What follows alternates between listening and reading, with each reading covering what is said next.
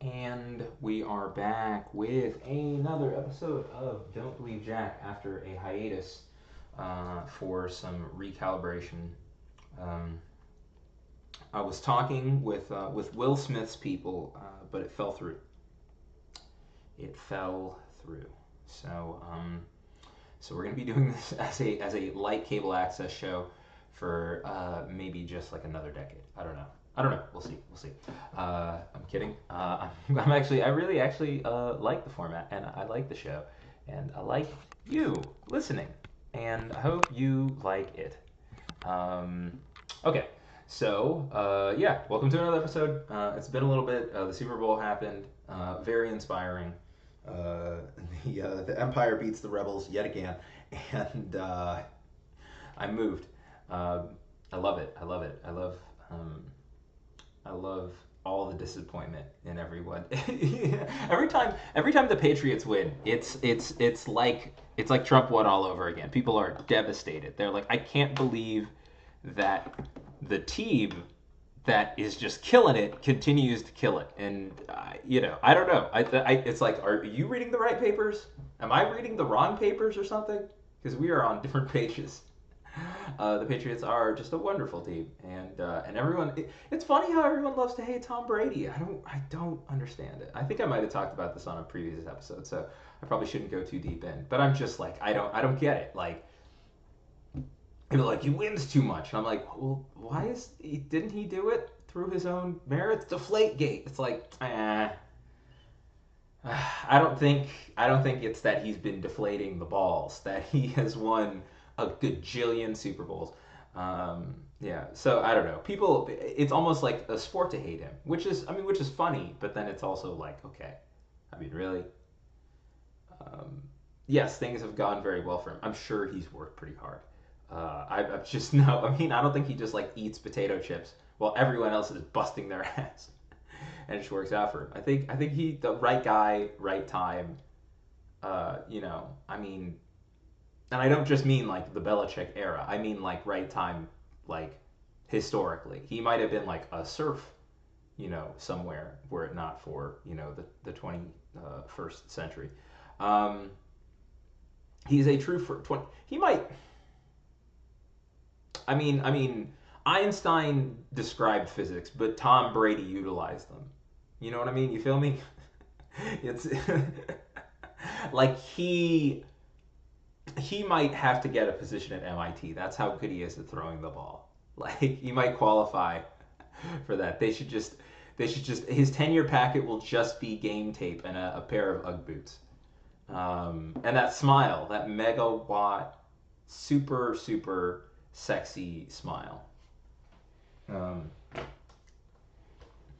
just yeah, just a wonderful athlete. Okay, let's actually get down to brass tacks. We're 3 minutes in. Welcome back. Yeah, like I said, it has been a while. I shouldn't have left you without a dope beat to step two, step two.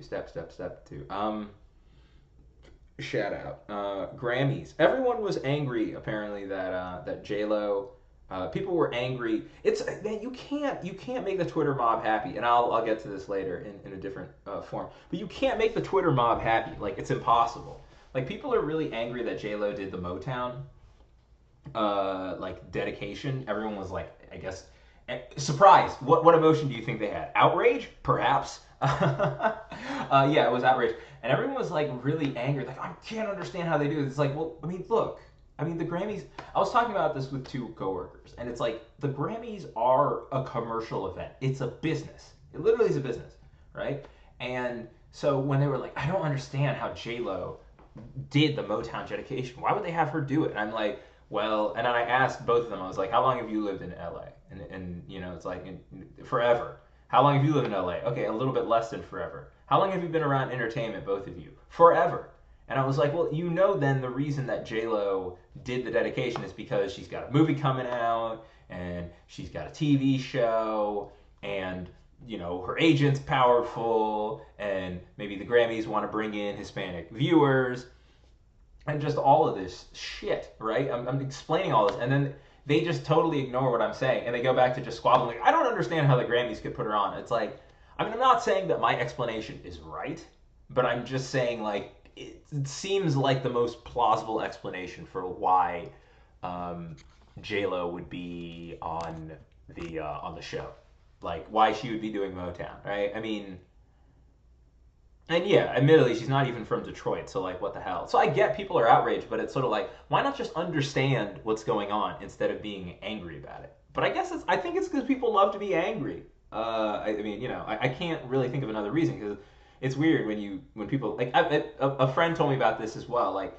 he was talking about how like he was around someone who was going on and on about the Manafort case, and then he mentioned, "Hey, I'm actually working on like something related to one of those cases."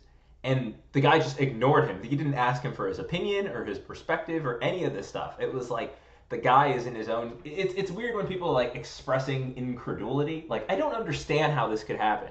And then you say to someone, "Well, here's an explanation of how it could happen," and they go, "I just want to stick to my own unhappiness or dis-ease." Like I mean, I guess people are just in love with that.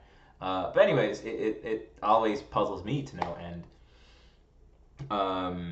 Because it's like, yeah, that's the most plausible explanation. Personally, I think the most offensive part, I was offended because J Lo is not from Detroit. I think if you're gonna get anyone to do the Motown dedication, it should have been Detroit's own Eminem. I think Eminem should have done it. That would have gotten rid of any of the identity issues that the Grammys or commercial music is plagued with at any given time. Just have Eminem do it. Okay, Detroit's own white guy. I would just love to hear him like with like some backup singers. God, is it too late? Is it? I mean, Eminem is in the second stage of his career as like apologizing for being an angry young man. I just think I'm interested to see like what the next phase of Eminem will be. Um, Eminem. Eminem.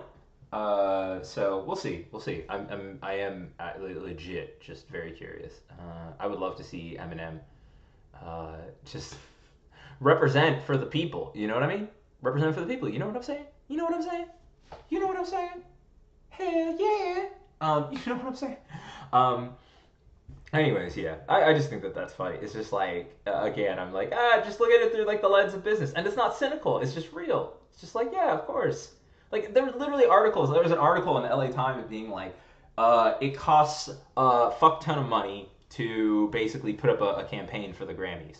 It costs like a ton of money, like a lot of money to like get a nomination and maybe work up to winning it.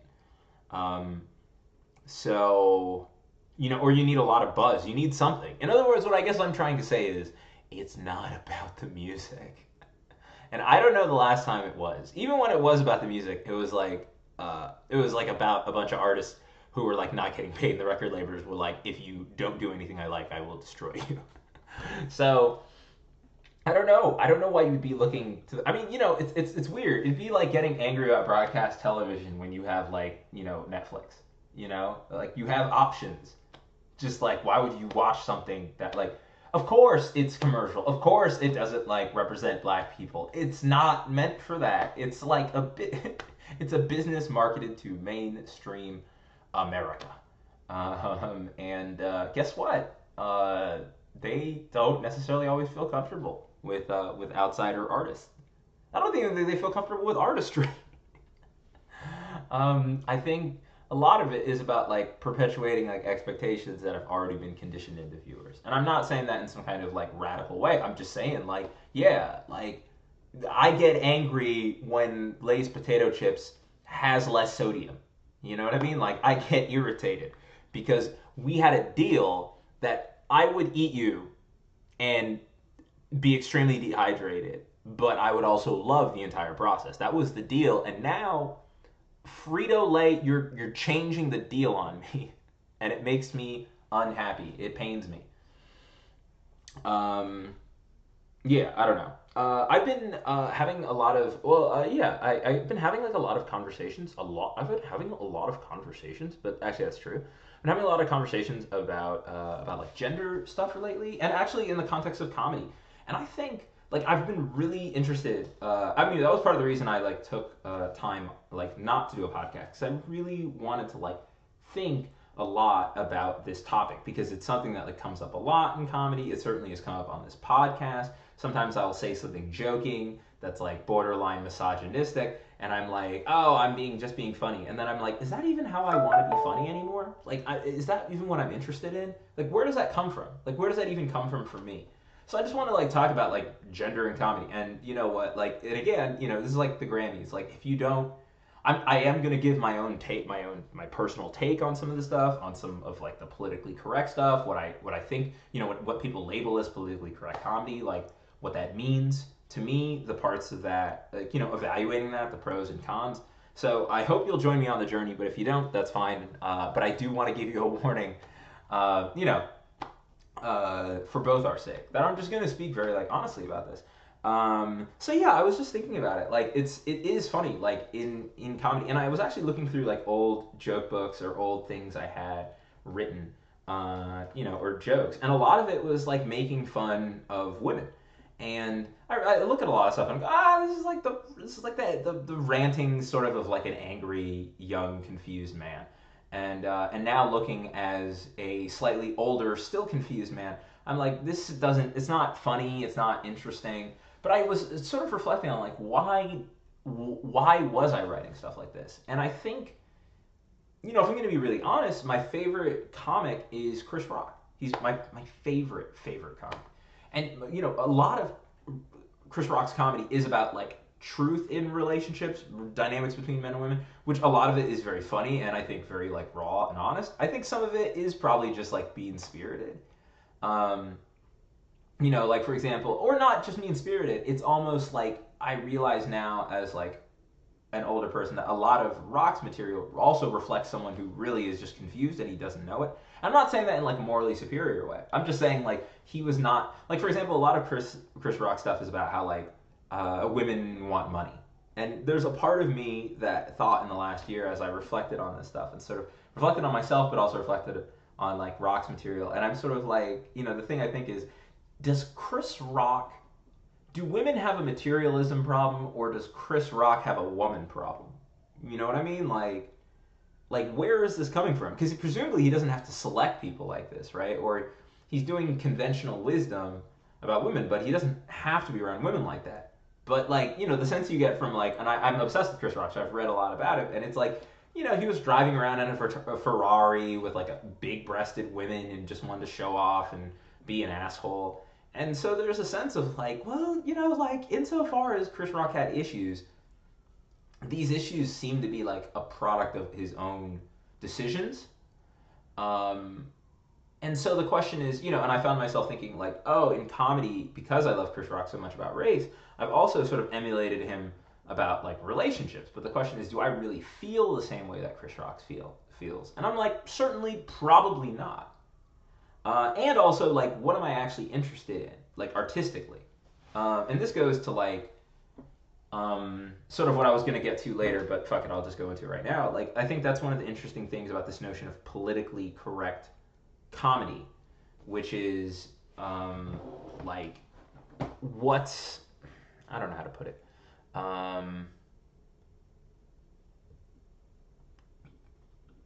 Yeah, like, politically, there's this notion of, like, politically correct comedy, and yeah, I guess I'll just jump into this part of it. But like, so to me, it is interesting to still talk about like dating and relationships, but realizing that if I have all this material about weird relationships with women, it's a reflection of the decisions I've made, and that's actually much more interesting to talk about in terms of comedy. Like, to me, to talk about like really what are my dynamics, who are the people I'm choosing, how do I go about dating. I sort of joke that like I remember I went to see this like group of people where people talk about like relationship issues. And I remember my first thought after the first meeting of this was basically like, wait, you don't have to sleep with someone and then decide whether you like them. And to me, that was like a both profoundly sad realization, but also like a very like, oh, there's actually something really interesting there. You know, like it's not like that could be something that's interesting to dig into. It's sort of like what I was saying before on like a couple episodes ago, where I was saying like, I was talking with that comic and he was saying, well, it's easy to say like I'm an alcoholic. It's hard to say like these are the reasons I drink. This is how I drink. These are the kinds of consequences that I have. This is the pain I feel about it. Like that's actually much more interesting and quote unquote vulnerable and authentic than like the former.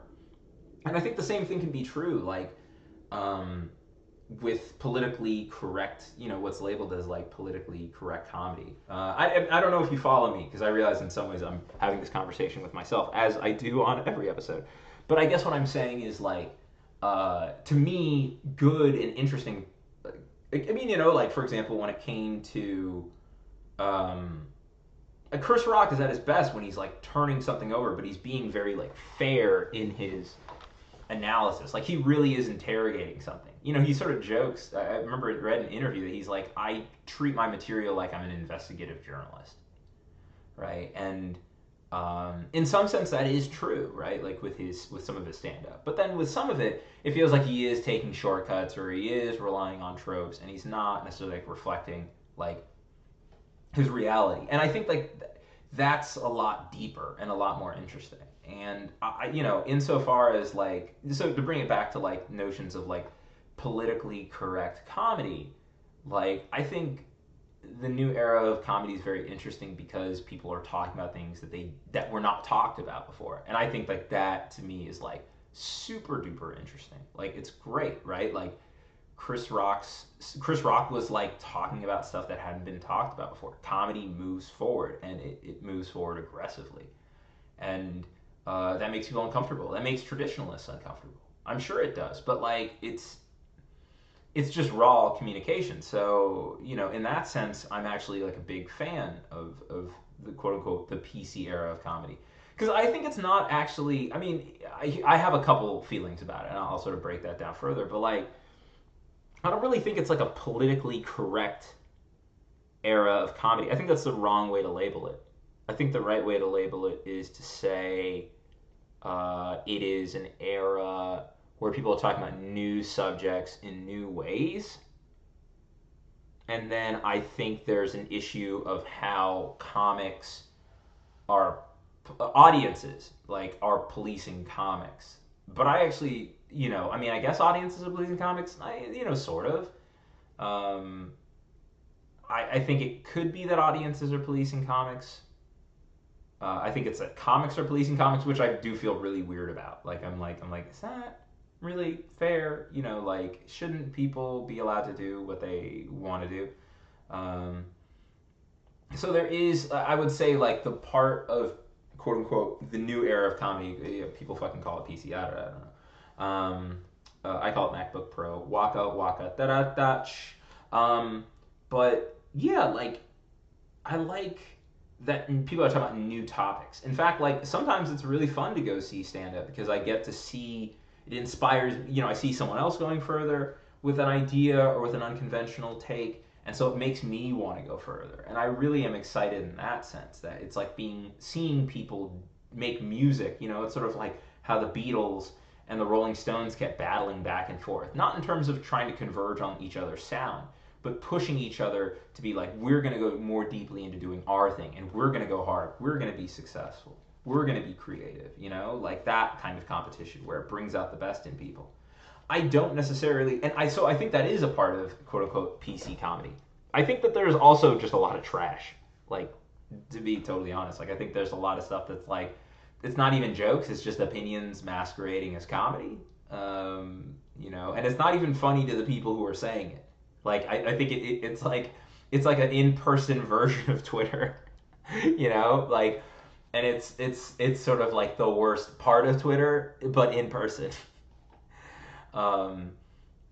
You can't just put it in your pocket, is what I'm saying. Like, and that part of comedy sucks. It's not fun. It is not interesting. I went to a mic recently, and everyone was just going up trying to have like deep statements about political things that are going on, and they're not bringing any of themselves to these situations or to these stories. And it's just, I'm like, this stinks. I don't like this. Like even if it's clever and people laugh, they don't feel it. They're not resonating with it. They don't emote with it because the person on stage is not emoting. You know what I mean? Like they're not emoting. They're not a part of this. They're not involved. They're like speechifying, and that form of PC comedy is just it's bad. It's bad. It's like people. It's like you're somewhere. It's like you're a comic, but you're also like a journalist, but you have no journalistic training. You know, it basically what I'm saying is it's like Gawker. It's like when it's like wait, I wanted to read the Washington Post, but you gave me Gawker. That's not, like sarcasm and snark is not analysis. You're not bringing anything new. Like that's what I loved about Chris Rock. It's like Chris Rock brought new things to the table. Now, in some cases, he brought regressive stuff to the table.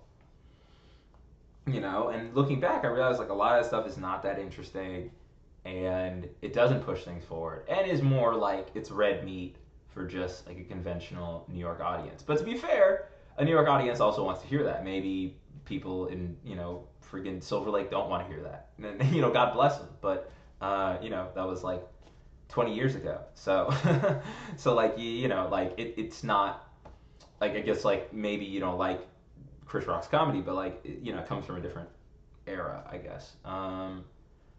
But yeah, so I think that there are really good things. Like I said, like when I see people talk about some subjects and it makes me want to go deeper, that's really great. But honestly, in a lot of cases, some of the stuff that's like the most inspiring for me in comedy is like reading a book, therapy, talking with a friend about something deeply, debating something on a date. That is a great way to get material and have a last date with that person. It's a number one way to do that. But and then there's like PC comedy, which is interesting, and I struggle with it. And this is the kind that this is the biggest quandary for me, especially in relating to like female comics, is like when stuff.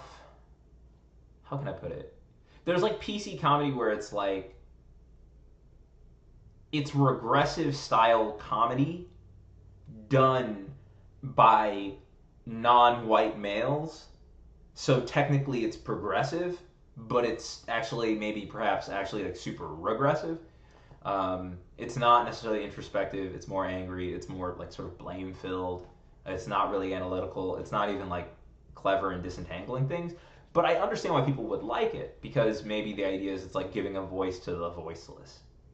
But I also feel like in a lot of cases there isn't really a lot of like crossover appeal. I feel like one of the things that I really love about like Chris Rock is like Chris Rock in a way was the start. It's funny because when it comes to the stuff with women, he's seen as like super misogynistic. But when it comes to the stuff with race, he's seen as super progressive.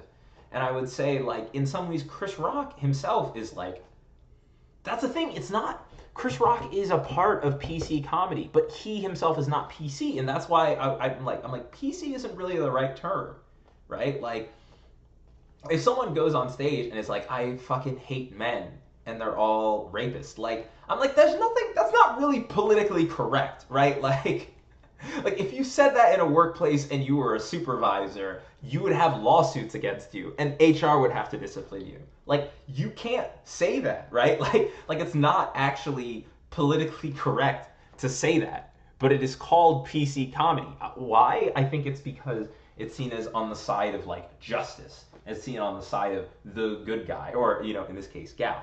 And I understand the logic. But it's almost like it's not like that's why I almost it's funny even talking about this. I'm like I want to use the word politically correct with like scare quotes around it, because it's not really like that's not really what it is. Like that's I don't know, like the detractors call it PC culture comedy. Like I think even the comics think they're doing politically correct comedy in the sense that they're doing progressive comedy. Maybe it's progressive, certainly not politically correct. And no one seems to really like reckon with that. I think one of the reasons like Chris Rock was able to cross over where even white people wanted to watch him was the sense that he was always fair in his analysis. Like even if he said something that was like sort of like fucked up or mean spirited, like even sometimes to some extent about the women stuff. Not totally, but to some extent, there was a sense that he was even-handed. He was fair. He was coming from like emotions. He was coming from perspective. He had sort of laid out his case. So he had crossover appeal. Like people could get into him, um, even if he said screwed up things, right? Or even if he said confrontational things. But what I feel like, I'm less impressed with in some of the modern comedy is it feels like there isn't any kind of even-handedness to it. You know, it doesn't. It's not like the aggression is tempered by wisdom, or even or thoughtful observation in some cases. Sometimes it just seems like anger. You know. Uh, I mean, I guess you could. I mean, maybe someone would say the same thing about Chris Rock, but that's a lot of what I see in comedy, and I think in some ways, like I thought about this recently. Like there are a lot of like in LA, there are a lot of like rooms where you go there and guys generally don't get as big laughs unless they just totally shit on themselves. Like they just are super duper self-deprecating. Then some of the women will laugh, but in a lot of cases, like the women just won't. It's like we're not gonna laugh at your jokes. And I used to go to places like that, and then eventually I just realized like, why the fuck am I going to places like that? And I realized I was getting more angry because I was like, well, these comics are not supporting me because I feel, or they don't seem to support male comics unless the male comics pretty much like light themselves on fire, uh, and self-destruct on stage. Then the women will laugh. Essentially, it's almost like I almost want to say the only thing that some of the female comics will laugh at is basically like if a man practices coonery, like in the sense of like he debases himself, then women will laugh. And it feels weird to me. It feels weird in the same way of like a black guy being like, I have to debase myself so white people will laugh. It's gross. Like I don't want to be a part of it. And it made me angry. And then that anger came out in comedy that I did, where I was like, I felt like I realized at a certain point, once I stopped going to those rooms and just started going to other rooms. First of all, I found like a much more positive community, even a weird community. But the point is like a community that was very like not ideologically committed a certain way. They seemed to be like open to my material. If it was funny, they'd laugh. If it wasn't funny, they wouldn't. Whereas when I went to some of these other rooms, I would do material that just kills, and they would just not laugh because it was like you're not one of us. And I mean, my feeling is, and this is maybe about comedy, but this is a larger observation about like how we talk about gender in right now is like if you're gonna come at me with an attitude of like you're not one of us, then like I'm gonna be like I'm not one of you. Like I don't have to show up for you. Like you're not my people. And I feel like that's fine, but then people can't come back later and be like, why aren't you being more supportive of me? Like, why aren't you being more supportive of female comics or of this group or that group? Like, because you don't like me. You know what I mean? You don't like, like if the vibe feels sort of like anti male, like I at this point I'm like I gotta just get the fuck out of there. Like when people do comedy that's like that now, I literally will stand up. I'll just get up and just leave the room because I'm just like I don't want to hear this shit. Like I don't want to absorb this negativity because it's not going anywhere. You know, I mean, and that's me. But what I did find was like once I stopped going to those rooms, I stopped writing that material and I started looking at why I was angry. And I wrote better material. And I wrote material about why I was angry. And I wrote material about like what bothered me. And so, like in some ways, like what I'm saying is the segregation is excellent because it allows people to feel their feelings. No, I realized that like I needed to get away from that because if I listen to that material, I'm gonna feel attacked, and if I feel attacked, I'm gonna respond, and that's not really how I want to use like my stage time or my brain even. Like I don't want to use my brain in this sort of defensive way. So I think like that's and I maybe in some ways I think maybe that's what the female comics feel like they're contending with. They feel like they're having to use their brain in this very defensive way. They are having to defend themselves. I suppose that could be part of it, but it seems to be beyond that. Like in some cases, it seems to be more about like I'm gonna settle a score, right? Or like I have anger in my past about things, and I'm just gonna sort of put it on you. And it's not like I said, it's not even funny or clever. Like I don't. I wonder whether I don't think it's designed to have crossover appeal. Going back to what I was saying about Chris Rock, like it's not trying to be even-handed, which is fine. But my point is like, then yeah, I don't know. It's just sort of like, well, then I mean, essentially, like, what's the difference between this and Rush Limbaugh? I mean, obviously, like substantively, there are a bunch of differences, but like stylistically, and like me wanting to be around it, I don't know. It's just the thought about a lot of that stuff in comedy. So I understand, like, I feel like I can understand people responding to feeling like there is misogyny in comedy because there definitely is an undercurrent of misogyny in comedy. There's a lot of, comedy has mostly been developed by like a bunch of like fucked up, angry people, angry dudes, right? But I will put a little asterisk by that because now comedy is being developed by like a bunch of angry, I don't know, like black people, women, like just angry. My point is like it's still just comedy is mostly still like a lot of anger. It's a lot of angry people. So I mean, there's a sense in which I'm sort of like, does this really like in the same way that I'm like maybe some of Chris Rock's insights about relationships are inaccurate, and maybe he should do material about why he picks the worst people to be with. Like that would be really interesting. I think in the same way, like when I hear like some, I mean, there are entire female comics who have built like their act on like, I know one comic, what her name is. She's on Crashing, I think. Like her entire act is about how like her boyfriend is, or her now husband is like this dumb jock mouth breather idiot. And my point is like that is, and she's it's very funny. It's super super funny in terms of like her performance and her material. It's super well written. So it's like it's great comedy, but like on the other hand, it's sort of like if the jokes weren't there, I think I would just be like, what is this? You know what I mean? Like if there wasn't like a clever insight, I'd just be like, well, why did you friggin' pick this guy, right? And so I think in the same way that like I'm like some of the Chris Rock stuff seems like not even handed, like he veers into not being even handed. I think some of the stuff some of the comedy that I see now feels like it veers into just it's certainly not politically correct. You know what I mean? Like I guess it's justice, but it's not even justice because again, it's not tempered by like wisdom. I feel like there's sort of like something that's really great is like a mix of the two. Like when I hear, I don't know, I just feel like in some cases like I hear in general, when I hear comics, male or female, just complain about like, oh, this person is such a piece of shit, and these people I date are so terrible. I'm like, why are you dating these people, man? Like, maybe you need to like go to the, like, get your head checked. I don't know, like, but that would be more interesting to hear about because it's like comedy is supposed to be honest, but a requisite thing for honesty is self awareness. If you can't be self aware, like you're not really honest. You know what I mean? You're just propagandistic. Or like I don't know. Like it's a very narrow perspective. If you subtract, yeah, I think if honesty without self awareness is shit. Basically, I think it's not. It can be funny when it's offensive. I mean, in the Patrice O'Neal school of things, but like it's not. I don't think it's eternal. It's not classic. You know what I mean? It's not a classic album. Like I think Michelle Wolf stuff is classic. I think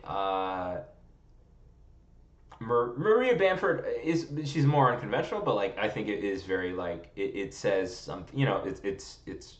It's a point of view. It's clear. It's trying to explain and work through stuff. Like I just think it's excellent. You know. I forget what her name is right now. God, Sarah something. She's from Chicago. Sarah from Chicago. Her stuff is like it just is really. I don't know. It's just really really good. But then I see a lot of stuff that like isn't nearly as like analytical, self-aware. So it's honest, but it's like it's bullshit. I guess is what I'm saying. But I understand that in some ways it is a reaction, especially having seen that like now as I go to those mics less, I feel happier. Like I now am understanding. Oh, like I was reacting to what I was hearing. These people are reacting to what they're hearing, and maybe that's what's going on. And yeah, I don't know. Maybe they just need to be in different spaces or something.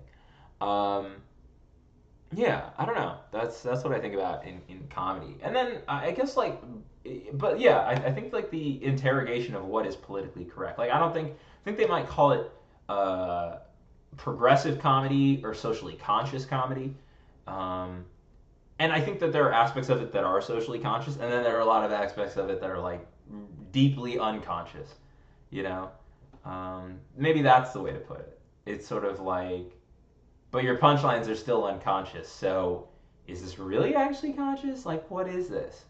What are we doing here? What is this art about? I don't know. That's just how I see it. Take it for what it is. Uh, but yeah, I don't know. I guess in general, like even a couple weeks ago, like there was a comic who was just like beating himself up on stage, like just being like, "I'm a piece of shit," and I was just like, "I gotta get out of here, man. Like I don't want to be around. I just like don't want to be around stuff like that anymore. It's friggin', like I just don't want to be around like all the damage. I mean, like real talk, I don't." And I'd say like maybe the first part of it for me as like a dude, one of the first ways that crept into my awareness is like the gender stuff. But I would just say even outside the gender stuff, it's just like I just don't want to be around like all that anger. I want to be around like wisdom. And I was thinking about that too. Like when we talk like in our culture, like we talk about like people are good. We assume it's funny. I used to do this when I was in my 20s. It's like when I was sort of more in my like you could say like liberal, socially conscious set, and now I've sort of moved more to the moderate slash indifferent. But like I used to assume that people who were weak were good, which is I don't know. That's like some silly. I don't know where that comes from. I think it comes from it's a Judeo-Christian idea. I think it comes from I'm not gonna blame it all on Jesus, but I think that idea that's like the meek are good, right? The meek shall inherit the earth. It's like the weak are like good people, and it's like that may not be true. Like I think the assumption under that framework is like the weak are good and the strong are bad, right? But what it really fails, what I realize like is that is a very Judeo-Christian way of looking at the world. There was that book *Sapiens* that sort of made me realize this. Um, because I'm trying to segue from like comedy into like a bigger top discussion about like power and consciousness um, in America because we're having a conversation about like all that stuff right now. And I guess I would say like we use as our guidepost, right? And I think that this is actually to me this is like the fairest criticism of like the quote unquote social justice set or even the progressive set. It's the assumption that people who are weak are somehow good and the people who are strong are somehow bad. And I've met a lot of weak people, like people who don't have a lot of social power. I've met people who do have social power.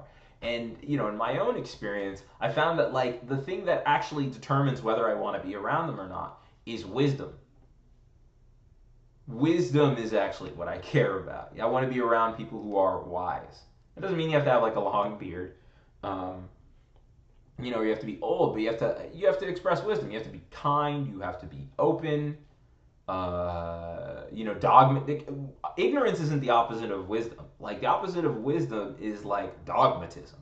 It's like an orthodoxy that's like hardened. Like that feels like that's when people are unwise. It's when they're full of passion and anger. Um, that doesn't you don't have to be serene, but like just full of like blind passion. That is the opposite of wisdom. And I've met powerful people who are like that. I've met weak people who are like that. And I don't want to be around either of them. It feels dangerous to just assume that like people who don't have power are somehow inherently good. I think like that's like based on my life experience so far, I think that's deeply naive.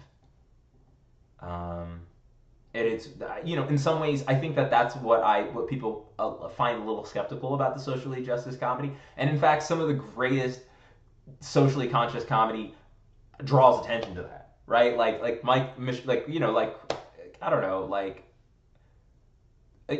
when Chris Rock talks about like how when he does, he's like everyone's celebrating. I didn't get my OJ check, right? Like, or he's like when he does niggers versus black people, like he's engaging in self criticism, which feels very like wise and mature. Or like when Michelle Wolf like opens Nice Lady by saying like I want my rights and equality, but I also want you to pay for drinks, and I know that they're inconsistent, and I don't care. Like There's a kind of I'm like that's a wise person because that person can see everything. They're not engaging in propaganda. You know what I mean? They have self-awareness. It's honesty plus self-awareness. It is a mathematical equation. I just patented it. But yeah, I think both are like super and deeply important in comedy. But I also think they're important in other areas of the world. Like I think that's like interesting. That's the interesting thing to me about a lot of like the social movements right now. Like in our culture, and I would say like when it comes to like gender and race, but I guess I think about because I'm inside of race, I think more about gender because I can sort of see it more. But I think even in race, like it's the idea of like I guess like I have a couple like I have three sort of topics within this. The first one is like, is this about making the world a better place or is this about getting yours? Right? Like with any social movement, and this to me is a question of like wisdom. Like I guess I would say like one of the reasons I've actually moved away from politics in a lot of ways is because I've seen that it feels like, and this I've seen this with like this has all been through the lens of comics, but I think it also speaks to some larger things. Is like people basically being like black comics have come up to me and been like, look, you're not down with the cause, so the only way I'm going to approve of you is basically if you go in with me, right? And I've heard women sort of express sort of the same thing. It's like if you're not with me, then you clearly are for the other people, and you have to pick a side, and that feels like deeply manipulative. It doesn't necessarily feel like it comes from a place of love or like a movement that's based on conviction. It seems like a movement that's based on I don't know, like politics. Like I think about this in the context of like MLK and Malcolm X. Like neither. I mean, I think both of them were just standing up for stuff. I mean, again, I'm not an expert on them or anything, but like they're standing up for stuff they like believe in. It's not about like being like you're a bad person unless you're a bad person, right? You on the other side of this issue are bad. You're bad, bad, bad. But if you support me, you can be good. I mean, that sounds a little bit like indulgences. Like you can by being with me, you can buy your way into heaven. It sounds a little bit like Vatican indulgences, and so in that sense, it feels like it lacks credibility. It's sort of like you're sexist, but if you come to my show, maybe you can be a hero too. Like that's like or like you're racist, like you're against black people as a black person, but like if you never stand up to me then you can be a good black person. Like it feels like a really kind of gross, manipulative sort of discourse. It's like you've defined things in a way that the only way I can be decent is if I agree with you, and I'm just like, God, that feels troublesome. Because now it just feels like a protection racket. It's like you're the mafia. You know what I mean? Like the mafia is like, yeah, we make this community better. Don't you notice how no gangs are in this community? And then you say to the mafia, hey, you're a gang. Like, no, we're not. We're protecting this community. It feels extractive. Economists would call that rent seeking. Um, and on top of it, the other thing that I've noticed is like, I don't necessarily know if these benefits are spread evenly. Like because you talk with like if you see like I don't know like I think about like one of like I mean maybe this is an unfair example but like one of my former friends who is like a super duper feminist, right? When I brought my girlfriend around, she didn't want to interact with her at all. Like she was just like, I'm so pro women, but then when my girlfriend came around, she was like totally super duper like unwelcoming and unfriendly and standoffish. And I was like, and also I just started to notice a lot with that person that like they were feminists, but they were also like deeply deeply egotistical and had to win like arguments and had to win everything. And so I'm just like, is this about like the movement or is this just about you winning? Is this in other words like do you have credibility to actually speak on this? Are you doing anything like like this person like kept going on about how like everything was like so screwed up in politics, and I'm like, well, why don't you consider like running for something small? And they're like, I don't want to do that, and I'm like, well then let's never ever talk about this again because this doesn't this it what I ultimately felt like in looking at that relationship was like the politics was used as a form of like control and manipulation and like attention seeking. It wasn't really about making the world a better place. You know what I mean? It wasn't about uh, us all moving forward as a people. You know, like, and my point is like, if it's not about that, I don't know why the fuck you want me to throw in with you. Just do your thing. You know what I mean? Just move forward. Just you know. But it's like you want my support. I don't know why. It doesn't make sense to me. It doesn't add up. It feels manipulative. Like I said, it feels like the mafia a little bit. You know, especially if it's like if you're gonna oppress me, then like I can't really fuck with this. And I mean that like not just with gender. I mean that with like lots of issues. That's how where I've come to.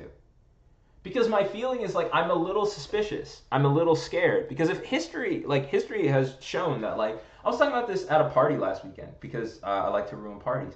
But like how many revolutions have truly been like successful? I mean, at least like some of the big ones that are ideological. Like you know, I mean, like all the socialist, all the redistribution revolutions generally have failed. They usually have consolidated power in the hands of just someone else.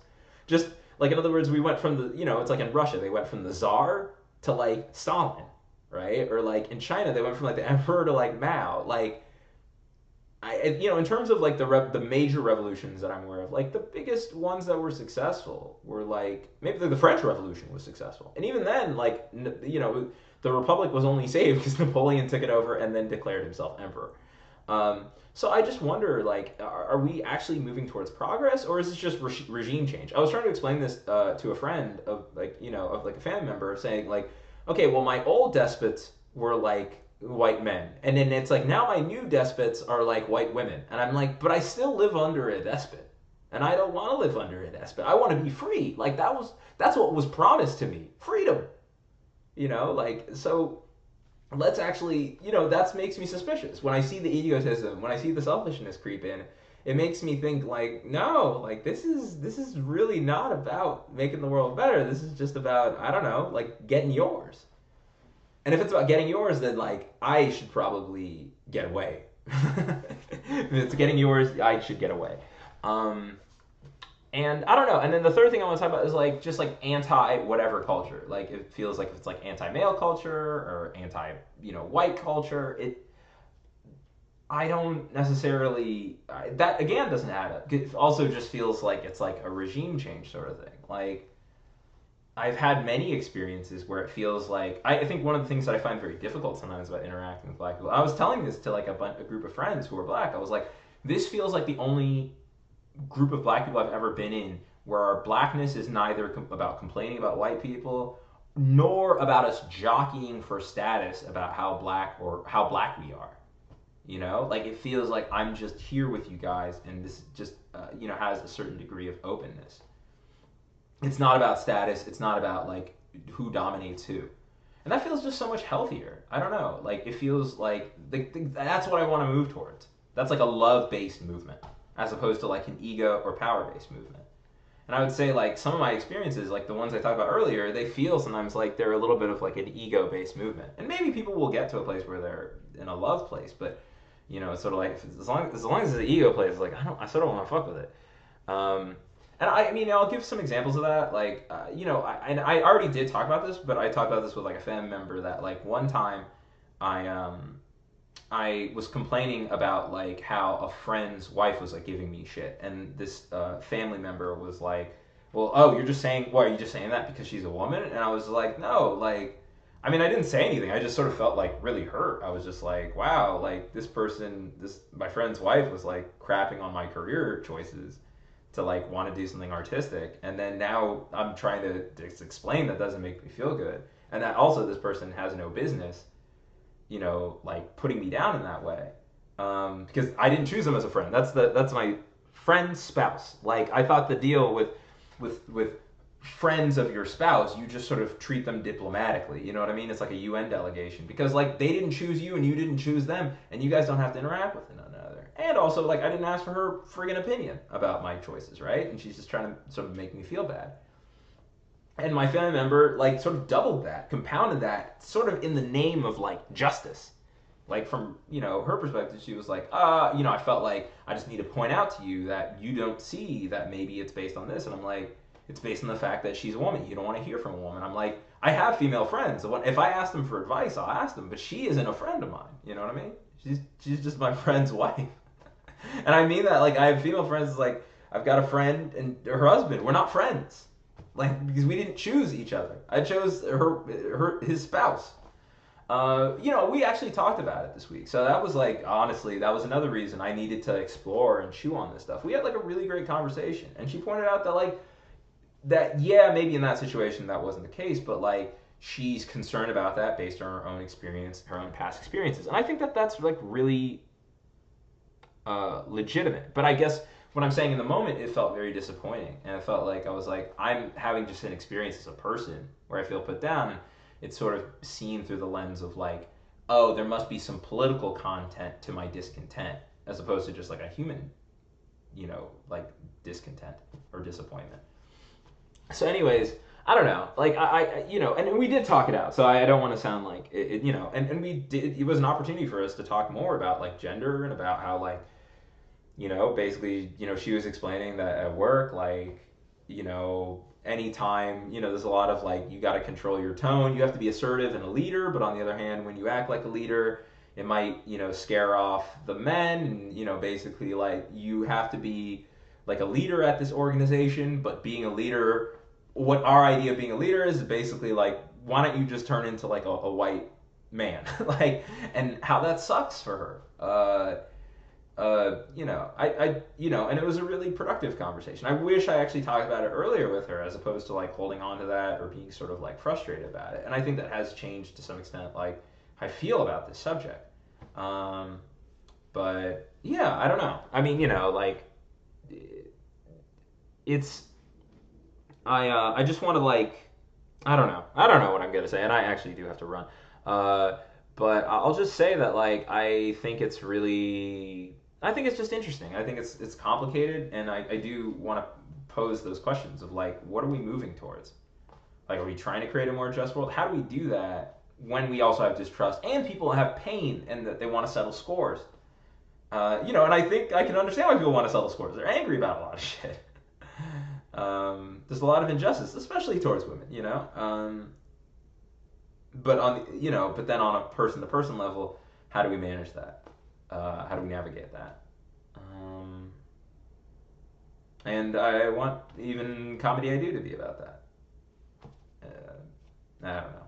Okay, anyways, I'm out of here. Peace.